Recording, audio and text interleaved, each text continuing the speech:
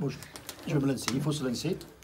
Comment vous avez préparé ce déplacement à Carcassonne? Comment s'est passée cette semaine, monsieur Etcheto? Franchement, elle se passe comme les autres, en sachant que on se tourne beaucoup sur nous, même si on étudie l'adversaire qu'on connaît à force de regarder les matchs, de les rencontrer. Voilà, c'était être sûr de notre rugby, sûr de nos forces. On avait fait des progrès sur la discipline la semaine dernière, hélas, il n'y a pas d'effet cliqué puisqu'on est pénalisé beaucoup en première mi-temps. Mais on avait ciblé la discipline, la qualité de nos premiers plaquages, et ça a été plutôt bien en première mi-temps puisqu'on défend bien. Et la capacité, quand on est dans cette zone 2, c'est-à-dire à partir des 40-50 mètres adverses, de tenir le ballon, ce qu'on a fait aussi plutôt bien. Pas assez efficace, mais on mène à la mi-temps parce qu'on arrive à marquer à la 40e, 10-3 à la mi-temps. Le match, voilà, il a été préparé, bien sûr en tenant compte de cette équipe de Carcassonne, on savait qu'elle était dans le doute et que nous, je l'ai dit tout à l'heure à Canal, on ne peut pas descendre beaucoup plus bas. Donc il faut qu'on repose les bases de notre jeu. On savait qu'il y avait une mêlée qui était costaud, on a un peu souffert, bon, ça, on s'en est quand même sorti. Et puis après, on a contré en touche, on a contré les ballons portés, on a tenu le ballon, on s'était promis des choses et on les a tenues à peu près, même si rien n'est parfait. Vincent, ce match-là, vous le gagnez dans les dernières minutes du match. On a eu des matchs où on les a perdus dans les dernières minutes. Est-ce que nous, dans les tribunes, on avait une angoisse? Est-ce qu'il était de même sur le banc des entraîneurs? Alors, franchement, moi, ça fait 3-4 matchs que je suis redescendu. J'ai envie d'être plutôt serein, parce que je n'ai pas envie d'avoir de problème avec les arbitres. Mais surtout d'aider les joueurs sur des moments difficiles. Et franchement, sur le terrain, j'ai jamais senti de panique, même quand Carca est repassé devant sur leur dernière pénalité. Voilà, il restait 10 minutes, on savait qu'on avait l'occasion, en tenant le ballon, de reproposer. Je pensais que peut-être qu'on allait mettre, je fais rentrer Jacob Botica pour peut-être avoir la pénalité de la gagne. En fin de compte, on marque un essai magnifique. On joue depuis nos 40 mètres, on tient le ballon, voilà, et c'est ce qu'on recherche. Donc, je l'ai dit aussi, quand la roue tourne un peu, on a un peu les rebonds, on a récupéré des ballons, on a eu un peu de réussite. Il faut ça pour gagner un match à l'extérieur, surtout dans ce contexte-là. Tu es très impliqué sur toute la partie attaque, tu es très impliqué pendant la semaine sur les joueurs qui se libèrent, qui se lâchent. On a vu en première mi-temps une équipe du SA15 libérée au niveau des trois quarts, ce qu'on n'avait pas vu depuis un petit moment.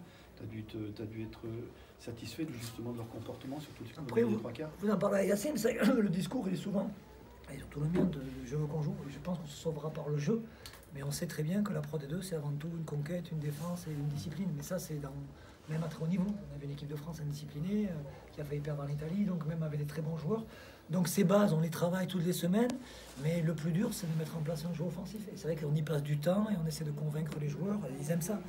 Yacine est là, c'est le premier. Des fois, on est obligé de le freiner, de garder, de ne pas faire la passe de trop, mais on sait très bien que les joueurs, ils ont envie de ça. Donc c'est... J'aime pas cette expression toute faite, mais pas mettre la charrue avant les bœufs. Moi, j'aime qu'on joue, mais pour bien jouer au rugby, il faut être bon sur les bases.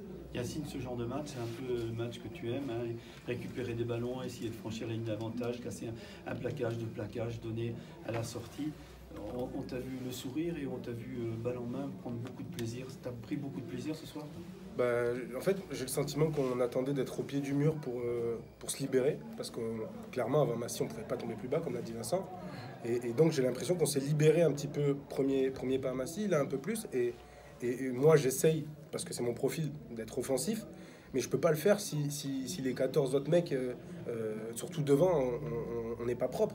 Et là, aujourd'hui, contrairement à certains matchs qu'on a pu faire, devant, j'ai vu 8 mecs, voire 9 avec les remplaçants, 10 avec les remplaçants, 12 avec les remplaçants. J'ai vu 12 mecs devant se battre comme des chiens, se jeter partout. Alors après, forcément, c'est moi, c'est Pierre Lafitte, c'est nous qui brillons.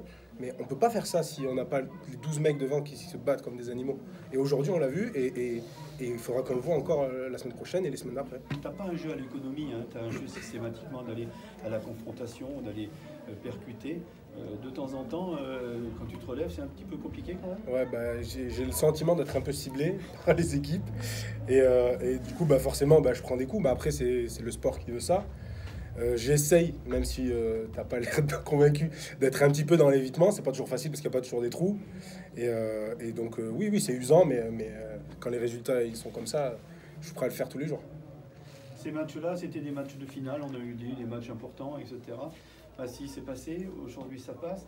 On peut dire que là, il y a possibilité, je dirais, d'envisager l'avenir avec un petit effet rose, non? Il y a la loi des séries, on avait perdu 7 matchs d'affilée de très peu. On part celui de Rouen, on avait craqué sur la fin de match. On perd des matchs de très peu, là on les gagne de peu. Donc j'espère que cette série, si on peut en enchaîner 7, ça serait génial. Mais si on peut faire la passe de 3, C'est-à-dire faire Massy, Carca plus Montauban, là, voilà, on commencerait à sortir un peu la tête de l'eau, tout en sachant que voilà, on va finir à Oyonnax, donc c'est peut-être pas là qu'on ira chercher notre qualif. On va recevoir Biarritz, on va recevoir Mont-2, on va recevoir Provence. Il faudra qu'on soit costaud, mais on reste dans la partie. C'est l'année où j'ai repris Angoulême en cours de saison. On savait très bien, même si on y avait cru jusqu'au bout, que c'était plus compliqué. Là, on a vraiment les cartes en main. Je pense que les joueurs en sont persuadés. Et je le répète, on travaille bien, on y croit.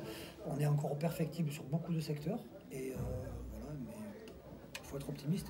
Moi, je le suis de nature, mais je pense que les joueurs, on a réussi à leur transmettre ça. Ils y croient aussi. Revenir à 2 points de Carcassonne, ça donne de l'espoir un peu? Bien sûr, avec les résultats de Massy qui perd sans le bonus, de Montauban qui perd sans le bonus. Voilà, on va lutter. Rouen, qui est une équipe, je pense, qui même s'ils ont fait un très bon début de saison, ils ont été plutôt en réussite, commence à chuter un peu. Donc on va se retrouver à 5 équipes à lutter pour 2 places. Donc il faut se battre, il faut continuer à combattre et voilà, mais dans le combat, mettre du jeu aussi, parce que je le répète, c'est comme ça qu'on se sauve. Excusez-moi, c'est une expression toute faite. Est-ce le match référence à l'extérieur de Soyaux, de l'entente Soyaux-Angoulême? Ce qui est bien, c'est qu'on a eu 2 matchs où on est allé gagner à Massy, dans la difficulté, à la 80e minute. On vient gagner ici aussi dans la difficulté. C'est les matchs contre les adversaires directs, ça compte parce qu'on a battu 2 fois Carca, on a battu 2 fois Massy. Ah oui, point direct, c'est si sûr on est égalité avec eux à la fin, ça peut c'est... compter. Pour ça que même si c'est très bien la victoire, je vous l'ai dit tout à l'heure, mais un petit point de bonus, on était à 2-0. On doit être ambitieux et c'est là qu'on doit faire évoluer l'équipe. Je dois faire évoluer l'équipe sur ça.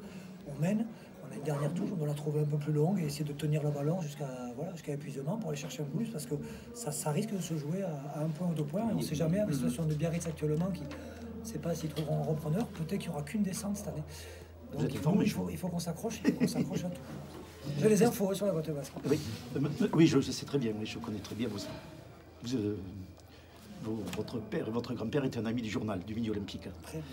Yacine, une question aussi à vous, Vincent. Il y a eu une phase de jeu où, à la 24e, où Carcassonne bénéficie d'une pénalité face au poteau. Tout simplement, qu'auriez-vous fait, vous en tant que capitaine et vous en tant que... Juste, j'ai dit à Tanguy, si on gagne cette mêlée, c'est le tournant du match. Et on a bien défendu. Je dois un peu connaître le rugby parce que c'est ce que je me suis dit à mon avis. C'est un premier oui, il y a eu 2 tournants du match, il y a eu 2 mêlées. Oui, c'est ça, oui. Et c'est là parce que c'est une équipe à point ça qui était puissante. Donc sur ça, après sur le terrain, comment ils le ressentent, mais on a bien défendu notre ligne, on a été très courageux. Vous l'auriez prise, vous, la pénalité, tout compte. Surtout à l'extérieur. Oui. Surtout non, on aime jouer, mais il n'a pas été donné face au poteau. C'est le tableau d'affichage qui parle aussi. Mais après, c'est des choix, des fois les joueurs se sentent forts et il n'y a pas question de faire de leçons. Je pense qu'on l'aurait prise. L'année dernière, tu étais à Aubenas, on jouait contre toi, puisque tu étais notre adversaire. Aujourd'hui, tu es notre partenaire, notre copain. Ce changement, justement, de national en Pro D2, c'était une volonté de ta part. Comment tu le vis et comment tu vis ce genre de match là? Tu sais, pour les gens, je pense que les gens, ils n'ont pas le passif des joueurs, forcément. Pour eux, enfin voilà, moi, pour les Angoumoisins, j'arrive... je suis né, entre guillemets, rugbystiquement, il y a 2 ans. Mais on a tous un passif. Moi, je sais que ça fait 4 ans que j'ai un objectif, c'est retrouver la Pro D2 parce que je l'ai connu plus jeune. Et comme je l'ai déjà dit, bon, les épreuves de la vie font que je l'ai perdu.